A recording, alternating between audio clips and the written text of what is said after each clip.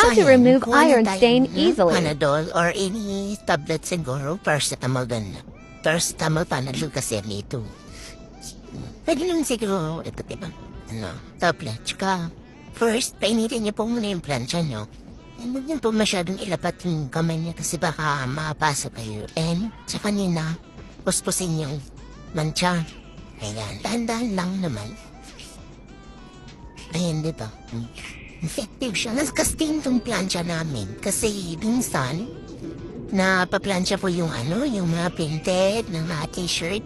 And tapos, yung alam niyo yung mga butones, makaka-cause din yan ng stain sa plancha.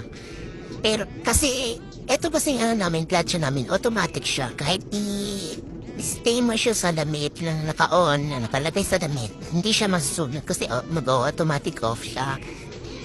Yan lang.